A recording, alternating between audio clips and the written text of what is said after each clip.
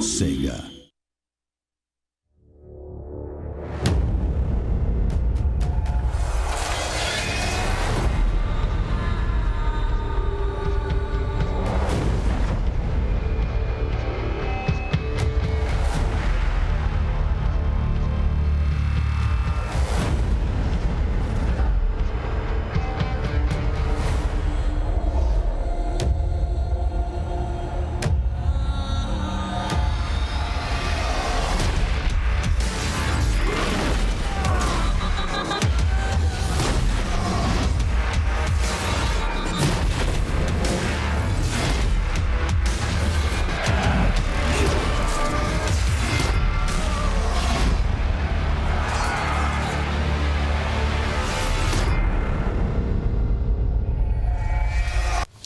Welcome back to lovely Burbank, California. We're here in the ESL Studios and you're joining us live as we take you through the launch of the closed beta of none other than Total War Arena. Yes, it's been a fantastic afternoon and evening so far with some really great matches, but we're not done yet. We've got 2 more lined up for you, and we're going to be taking a look at Rubicon. I am joined by the wonderful Leif and, of course, Craig over from Creative Assembly. They've joined me, sit here and dissect all the action, all the good stuff. Guys, quickly, I've got to ask again, if they're watching at home, the good people watching in the land of Twitch, if they want to reach out, where do they need to go to get themselves into this closed beta? It's esl.totalarena.com. There we go. Got it. Hat trick. And we'll, of course, have that in the chat and everywhere else. And you can, of course, reach out using the usual Twitter and social media, Facebook, all that kind of good stuff. Guys, Rubicon, the next one. Yes. Let's have a look at this and let's talk me through. What are the guys going to need to do to be successful here? So, Rubicon, this is a map from that sees across the Dyer's Cast. It's a river map. It's quite fast-paced. The bases are closer together on this map than they are on any other, but in between them is that river with the muddy terrain on the banks. It makes it really risky to cross there. They're going to want to make crossings on either kind of sides of the map, which are both quite distinct, quite different. One side you've got farmland, the other you've got more hills and cliffs. So maybe we'll see both teams push through on either side and come descending down onto the base. Maybe we'll see them kind of line up and defend the river. Who knows? Everything to play for. It seems like a very cool map, and it's nice to go into this kind of close quarter, quite intense map for our last tour of the day. I'm excited about that already. Guys, we've got a tight map. We've got lots of muddy areas. We've got some dangers. We've got some risk. We've got good stuff. Are you ready for this? I'm ready. Okay, yeah. That's absolutely it. I know 2 guys that are always ready are the wonderful Deman and Dogbert. Wait. I'm not ready. I'm always ready. That's all they say about me. It is going to be Rubicon. So final map of the day.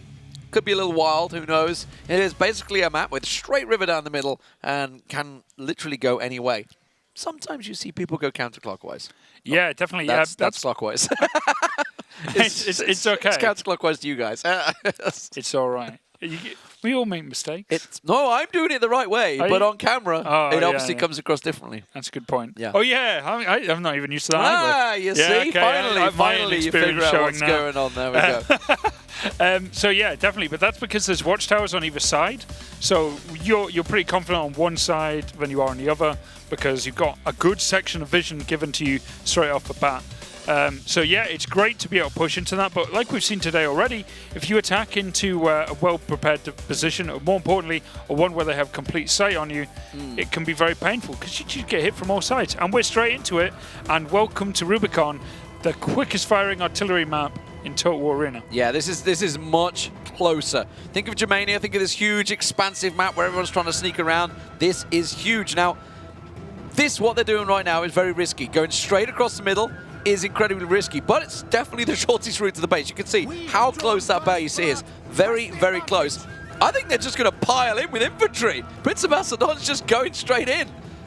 I'm seeing a lot of cavalry from either side and a lot of cavalry heavy archers. infantry. There's a lot of cavalry archers. What is going on? They're trying something a bit different here. So they've gone for cavalry, a lot of cavalry, and they've also gone for a lot of archers as well. So so if they're going to pile across, this is what's waiting for them. They're coming across this river just to the left of your screen. There's Enzo coming around. He's looking for the vision, trying to get the scouts around there. Alex is going to keep him at bay.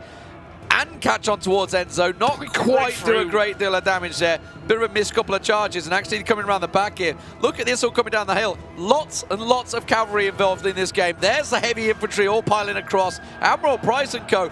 with the kiting archers. Basically, you just got to keep them at range, keep running there. Overkill just chilling on the tower right now. Yeah, and it looks like some This is a wild game. This is different. Look at this chaos of a cavalry fight over here. And you know what the craziest thing about all this is?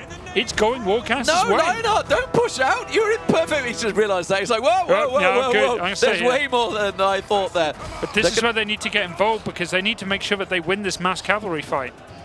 This is chaos, and welcome to Rubicon. This is absolute carnage, wide open. Admiral Price just stood there chilling while the rest of the team pushing on round. Now, actually, archers on the back of these heavy infantry can do a lot of damage. Now they're going to charge it towards each other. Warcry pop, close quarters, all of the abilities. There's vengeance being propped on over the Prevents, so both these basically not moving. Lionheart's just going to sit there in the grinder for a long time. Enzo caught on the back of Draco there. Draco going down. That's his cavalry being caught out as well. Lionheart pushing out the side.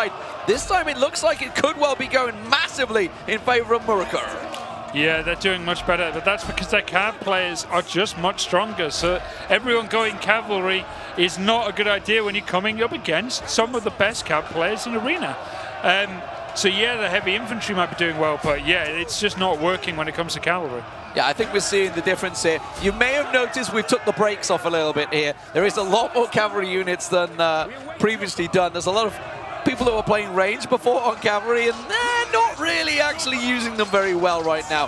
This is going to be the full push. Murica going in full force. They've got a 4K advantage already. They're just going to pincer and push and pressure, and I don't think there's a great deal that Warcast can do about it. They're trying to hold the front line, but now they need to start worrying about the back lines. Yeah, this is pure chaos right now, and you can see that a few units are maybe going to try and go for a sneaky camp, but there is units there waiting to defend, and it's just Warcast being sieged here. Yeah, there's one unit sat there back there. It's going to be tricky. Oh, look at the charge. Enzo's piling in. Mercurius is in there. Wolbyman's in there. It's just simple carnage. Everybody piling in. Oakley's just troopsing his way around the back there. PrinceOfMacedon pushing in. They have tried to start capping out here, but as you mentioned, there is Jesse Cox holding the line. And Admiral Price could try and pick him off, but he's going to take a lot to take down that much infantry. Yeah, definitely. You can see the rest of the Warcast are kind of giving up and There's just an trying to infantry cross unit over sneaking now. across there. Yeah, but trying to capture a base with that much. If Casanova used that big clump to get straight across, he's got a big clump of 3 ranged archers. They could actually cap the base out, but look, he's trying to kite as much as he can. He's doing the damage, but unfortunately for him, well, they're already 5K behind, which means in terms of numbers, they are falling, what, 300-400 people behind already. Yeah, definitely, but that's because they took an engagement so close to the enemy side of the river, and just slowly but surely those reinforcements just start cutting them down. And this is where the strategy of having so much cavalry just doesn't work out. There's no need to sit and use them like infantry, hit and run, and then dodge and weave. Don't just throw them in there like a meat grinder. Well, on such a wide open map as well, Lionheart still trying to hang on in there. Constant Warfare finally backing up, but look at Oakley, look at Mercurius, so much coming around the back of them. They're just going to get pincered and absolutely destroyed. I don't think there's a great deal they can do to hold on to this one. There's Oakley, his units are all coming in. The cap race is very much on. You can see they're trying to hold them at bay, trying to reset what they can, but I don't think Warcast can hold on here. Yeah, definitely, and they're just slowly just getting cut down here, but they are going for a cap. But I got a feeling that there's enough cavalry on the field to easily stop that. I'm not sure they've got enough back there right now. 17% cap. Hopefully Lionheart, we were watching, should be able to get around the back of Mercurius. Now that will pin Mercurius down, but look how quick the cap is going for them, because they have Oakley with his big chunk of infantry to the left here. We just saw the big knockoff on Warcast cap as well, so they're being kept at bay. Jesse Cox, I mean, they're infantry in there. Now finally, there we go. They're getting infantry getting there, but look at Oakley. He's just sat. They've even put down the spikes. Wooden stakes down to stop the cap.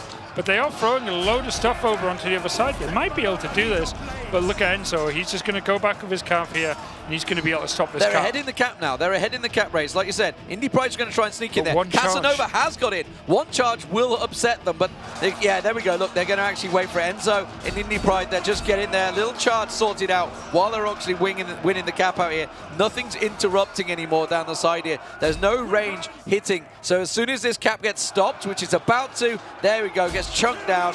That is going to give the win to Murica, and they will come out on top. Lionheart, unfortunately, is just getting grinded upon. You can see him zooming in, trying to get a closer look at the action, but unfortunately for him, it is going to be for naught.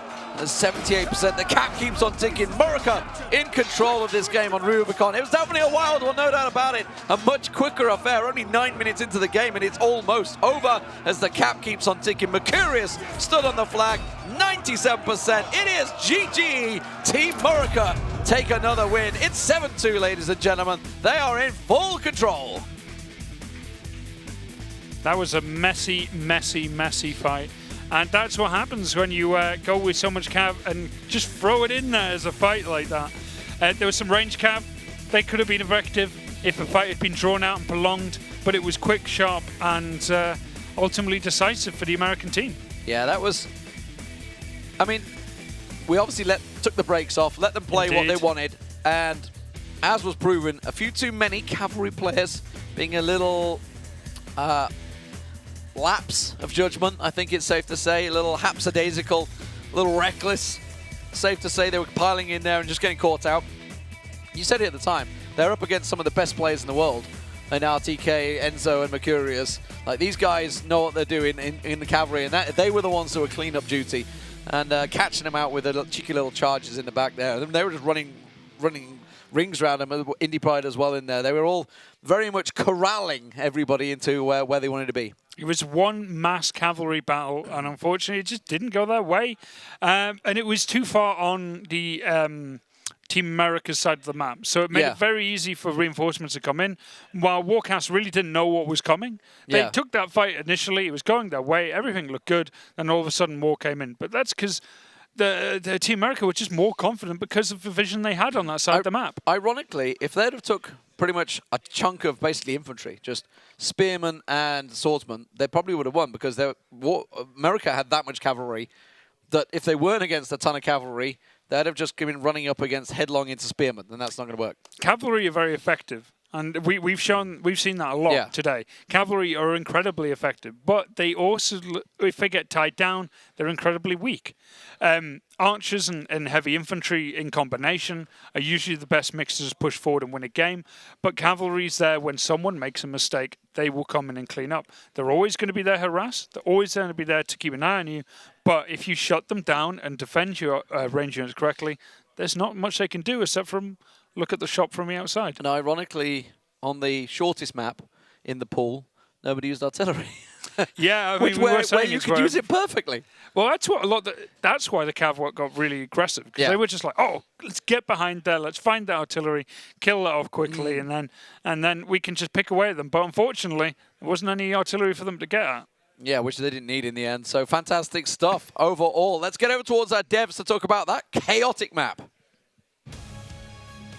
Yes, indeedy, guys. I mean, a strong love of cavalry was definitely suggested. Yeah. And, I mean, I think Deman and Dogbert kind of put it quite fairly. Maybe that was their undoing, going whole hog on cavalry when they should have gone. Strong cavalry would have been fine, but having maybe a little bit of variety. And, you know, as they said, the cavalry is a strong unit, but to put all your eggs in the cavalry basket, so to speak, didn't really work out for Warcast there. Thoughts? No, I mean, it's a bit of a crazy tactic, and I can kind of see why they might have done it. But on maps such as this as well, like you would think like the cavalry have kind of a good advantage. There's a lot of open space for them to kind of weave through. But the infantry of Murica were just able to kind of like take those cavalry charges and kind of hit back just as hard, and the cavalry kind of suffered from that.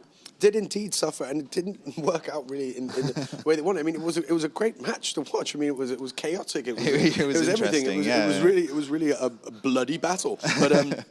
But definitely probably a learning experience for them, because they've still got another one here on Rubicon, and while it is now officially in the territory of hey, ouch. They can. I mean, there's a definite difference to going home saying it was 7-3 or being 8-2. And I'm sure I know where the guys from Warcast want to be. How do they get there? How do they get that last game now? They've played on Rubicon 1. They made a mistake, or they made a bold move that didn't work out. What do they do now in your eyes, Leif? So I think they should actually kind of think a bit more about having a more balanced roster of units that actually have a cohesion with them. Like, going all cav is all well and good, but it's not really going to work if the enemy aren't like taking a significant amount of like ranged units that the cav can mop up. They need to kind of maybe take it a little bit more seriously. See if they can kind of come out with a strong combination of units rather than just kind of pushing all with one. So, I mean, again, I don't want to put you on the spot, neither of you, but what would be the mix that you think would be useful now for them to go into Rubicon? So I think having a good amount of cav will still be key. Yeah. Fast moving, yeah. What Control about the map. Some artillery? But they should get some artillery in there. I was surprised that they especially shied away. if they have a large number of cavalry, they've got more vision around the map. They can be various places and they can spot for the artillery. And on a map that's kind of smaller like this, closer quarters, that's going to be really good for the artillery. Absolutely. I was incredibly surprised. I mean, I thought, let's say 80% cavalry and then 20% artillery and whatever else would have been a nice thing, or maybe 20%, 10% with some infantry, and then a mix like that seems to be, and I think that's what the Murica got right. Let's see if they can learn from it. We're going into the last one of the day, ladies and gentlemen. This is it. It's all coming down to this. They have to do this in order to have that iota of strength. Do you see it happening, Craig? I do. I have the faith in Team Warcast, and never gives up. That's never what give call up. it. Never give up. Never give up. Never surrender. And the Rubicon is on. The Rubicon is on, guys. It is on. We're going into our last one here, and of course that means handing over again to the wonderful gentlemen, and that is Deman and Dogbert. Thank you very much, guys. So the final game is upon us. Can they manage to just redeem a little bit of pride? That's all they want to take from this one. Just a little incy-wincy bit. 7-2. If it went 8-2, it's just going to be America really rubbing it in. I mean, they haven't even got the server yet. I mean, they're only just about to go live in the closed beta, and they're already kicking our asses. This isn't good.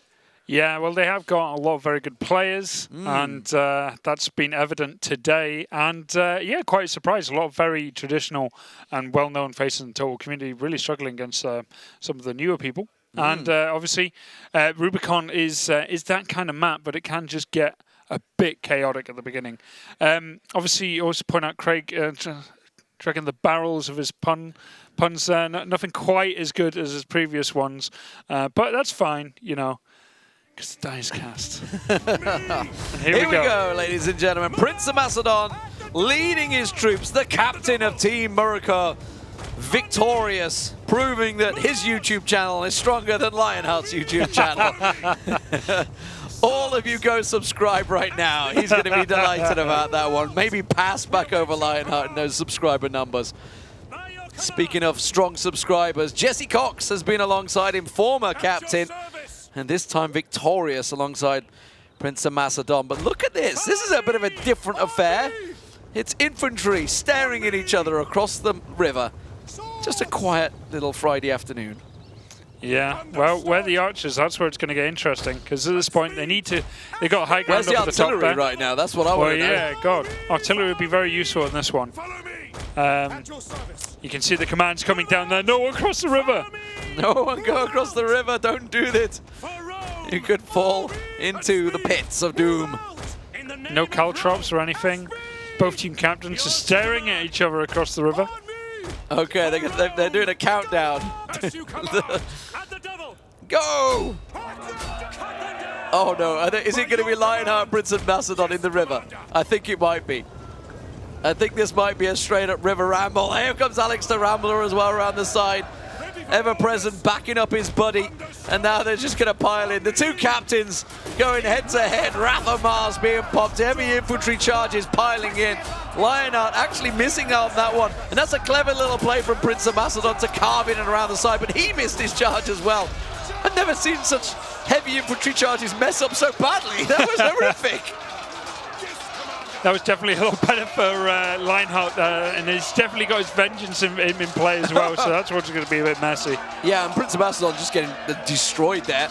Lionheart definitely going to come out on top, and actually, if he's engaged on the side, that vengeance will stay in fashion for Lionheart, and he'll continue to do damage and just swings to the other side, and that will really clock up the kills, I feel. So Lionheart going to come out on top in this water battle. I should point out, by the way, it's actually negative effects when we're in the ones here. They're both getting the negative effects. Everyone's just watching the two team captains battle out, and it does look like Lionheart is going to get away with this one. And the Archer Fire comes in. And the level of volume in the studio just goes up. I think that means it's all fair now and everyone's just going to get involved. Yeah, just one little volley, just a cheeky little volley coming out there. Looks like PrinceOfMacedon in a little bit of trouble there. All having a little bit of fun in this final matchup. And now it's free-for-all. I think everyone's just going to get in. Is it? Everybody's just got a little ring around them, I think it is. Shacknews, Lionheart trying to push through. Shacknews not going to allow it. Here they go. Everybody using... Is it Armored Legionnaires? No, they're just Legionnaires. I think there's a mix of the both.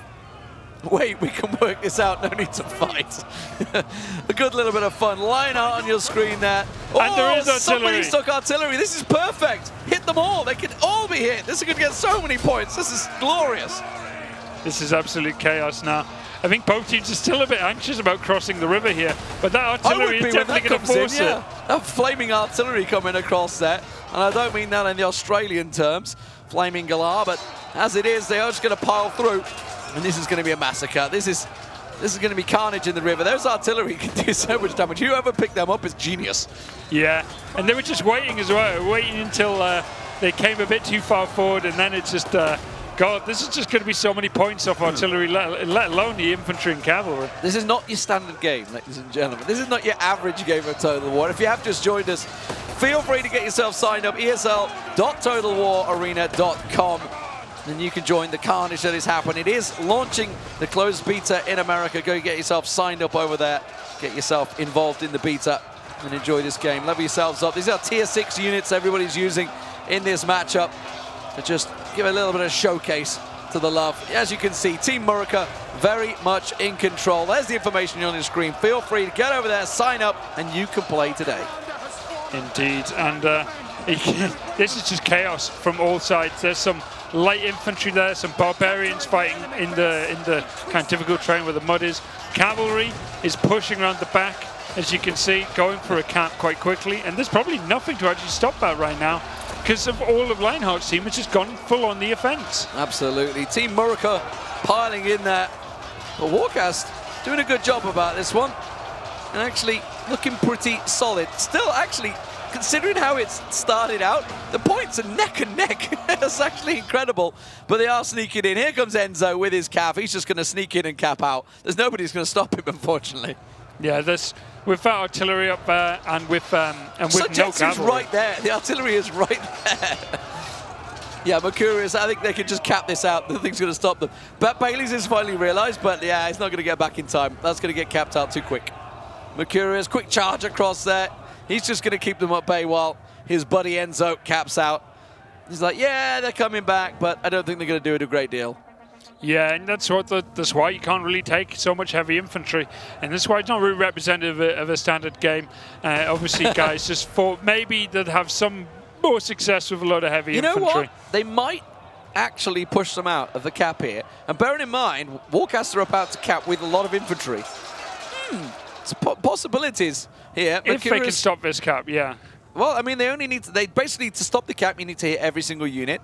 And I think Enzo actually might get pushed out here. Oh, they just left it themselves. Oh, they left it. Okay, so they left it out there. So they're just going to give them a chance. Give them a little taste, a little chance. Just like, yeah, we can go in any time. RTK guys just having a bit of fun. Well, when it comes to numbers, they definitely outnumber them right now, so it's very possible they can do it. And they are watching that cap, and that artillery, by the way, of Wubberman is getting slowly but surely they massively outnumber them. It's not even close in numbers. 1,700 to 500. That's right. Enzo is literally the only numbers left. Yeah, and I think maybe this might be it, because they do just seem to be piling in there right now. It is 1,700. I'm just thinking my eyes must be wrong right now. like that can't be the numbers, but it is. Yeah, but Bailey keeps leaving away the base. Stay in there. Get back in there, man. He's already backing away, but, well, look how much is already in there. There's nothing that can interrupt this cap anymore. And, well, we'll see how the numbers work out. It looks like Warcast might have this one in the bag, although I feel that Murica... That's only if Bailey's turns around. I feel like Murica kind of give it them, though. No, there's nothing interrupting this, is it? Unless Mercurius could. There's kind of too much in there for him to hit. Depends who he hits. It completely depends on how they hit. Here comes Indie Pride, so Indie Pride's going to get one. MMO games, they've both been caught. So if he goes to overkill, which is what he's doing, this could be a big interrupt, which is what he's trying to do. Now, Constant Warfare's only just got in there. Oh, that's it. That could be it. Now, bearing in mind, they've managed to get the interrupt. There it is. They've wiped it out. And now it should be in the bag for Team Warcast. Now, Pat Bailey's is back there. I think he's just about hitting them off the side, trying to catch on towards him. Enzo's going to get the charge on. That's going to choke it down a little bit. But Bailey's has to get on the back of Enzo here, round the side. Peel him! Pilar, throw the Pilars, Pat Bailey's. Oh, Enzo's just going to do it for you. He's going to do it. It's like, oh no, you reset my cap. Oh no. It's what a disaster. You need to keep one unit away, and he might actually kill that unit in combat anyway. So there you go. That might actually work.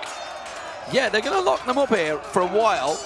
Is it going to be long enough, though? Because there's a lot of units for Team Warcast pushing onto the cap. Cap goes back and forward. It's still Murica. They're in the advantage. Just about. Just. The cap is still back and forth here. So, but you can see just the amount of cavalry they have here. They are doing a lot of damage. So, this one's still on the wire. Oakley's just trying to that bait one them unit. away. The one unit in the corner there. If that one gets hit damage, then oh god, you just see how much infantry's there. Just a single. Oh, look at that wipeout. That's beautiful. Artillery on the top. Artillery hit them and wiped out 60% of that cap. And once again, it is going to be Murica in the lead, hanging on. It's Enzo just sitting at the back there. He's going to win out this match against Pat Bailey's. Oakley's still in there as well. Witness me, says Enzo, as he holds on. Just a little Mad Max tip there, but Warrior of Sparta trying to force out Indie Pride, keep them away from this cap. It does look like it should be Team Warcast that will finally hold on here. They've managed to basically push out just about everything that can keep them at bay. There's the score going up. Way too much infantry in there. Ladies and gentlemen, Team Warcast finally get themselves another win there. It will be 7-3 overall. Good fun had by all the players overall in that one, no doubt about it. Good to see the captains lightheartedly going at each other. Ironically, it was Lionheart that came out on top in that straight duel in the river. Vengeance working out well for him. But overall, it was clearly Team Murica that came out on top. Jesse Cox on the winning side this time around, ladies and gentlemen, led by the Prince of Macedon. And of course, the RTK guys, Enzo on your screen there, did a great job overall. So Murica, fantastic, well-deserved victory overall. 7-3, taken in light-heartedly, I think, from all the players. Yeah, definitely. I think a lot of the very heavily competitive games coming very early on. Yes. And the nature of a show match, especially when you got such a kind of feeling out process in the first few maps. Very defensive. Very defensive start, no doubt. Yeah. Trying to get the strategies worked out. A lot of these guys playing for the first time as a team. And yeah, it was a good demonstration on how to use certain units correctly and how not to use units correctly. And definitely a lot of cavalry fighting. And more importantly, do you know what the most consistent thing I thought about all of this? The artillery as well. Yeah, actually on point. Very accurate artillery hitting on towards the cavalry, which is not easy, by the way. Not easy to do at all. Yeah, some very, very impressive play from all of the players involved. So thank you very much for those for taking part overall. You can catch them out on many Twitch channels, YouTube channels. They are all very much streamers of some variety. Indeed. So YouTube, Twitch, whatever, they're probably there. And yeah, I was just, to me, quite surprised Americans doing a lot better, showing up some of the European players. But, you know. Should never be surprised that America do well in warfare. They are very well versed, especially in kicking the poor Brits' asses, that's for sure. But let's have the final words with the developers. Over with Sean. Thank you so much, guys. Deman, Dogbert, always doing a fantastic job. And I am joined by, shall we say, the mighty Victor. Prince of Macedonia, how are you feeling right now, mate?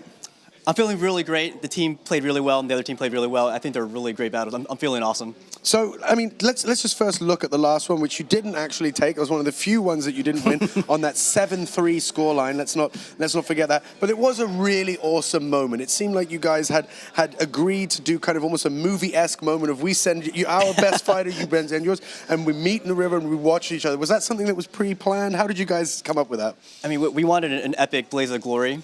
And Lionheart agreed to it, and I was definitely down with it, so I definitely wanted to just go for it and, you know, give people you know, the different possibilities of Arena. And it was really entertaining to watch, but after that, it kind of broke down into kind of almost chaos. It really was. It really was a really cool to see that kind of element. How was it for you and the team to play throughout the entire day? Felt the entire day. I mean, it was kind of hard because half my team wasn't here when we were training. But we had a little team meeting with the core of our team. So once we got our strategy down, we trickled down the strategy to the other players, and we made sure we're all on the same page. Now, it's important to say that throughout the day, we've seen things work, things not work, and even though the scoreline does look like it's been quite a strong scoreline in favor of Team Murica, the Warcast guys, you know, they were close on a lot of occasions. They made some choices that, you know, that just didn't pan out for them. I mean, is that how you saw it as well? Or talk us through kind of the battles that you experienced today. I mean, first off, I want to say the other team, they did really well. They fought like lions, just like their captain. And but we had a strategy, and we built it around the experience cater of our troops. I mean, of our commanders. We had the RTK clan, we had Indy. I mean, the whole team was awesome. But we had those really experienced players, and I wanted to just unleash them, do what they wanted to. So we had a strong wing, like Alexander the Great. Strike with that one wing, and with the more defensive wing, which I commanded, we would hold them right there. And it just worked the entire day. It absolutely did, and the scoreline tells us just that it worked all the way throughout the day, which is a fantastic thing. Of course, if you're watching at home, you can, of course, at any time get involved. Actually, the closed beta is now ready for you to come in and take part of, and come and play alongside the Prince of Macedon and all the other great guys like Lionheart. But for now, we're going to say goodbye from here, and we're going to head over to the desk where I believe Deman and Dogbert are hanging out with some new friends. Yes, thank you very much. I have the team, the winning team here, joining me. Finally, they come out on top. 7-3 overall, fantastic. The captain will join us as well. Jesse Cox even got a win, ladies and gentlemen. It's got a silver and a gold medal. He's got the winners and the losers medal. He's just collecting them all right now. Fantastic stuff. Don't forget to join us, ESL.TotalWarArena.com. Get yourself signed up for the closed beta. Fantastic stuff, Dogbert. It's been fantastic to cast overall. It's been great fun. Chaos at the end there. And overall, just sometimes what you come to expect when you've got 10v10 action that you have in Total War Arena. Yeah, go get yourself signed up, ladies and gentlemen. Thank you very much for watching. Congratulations to Murica. We'll see you next time.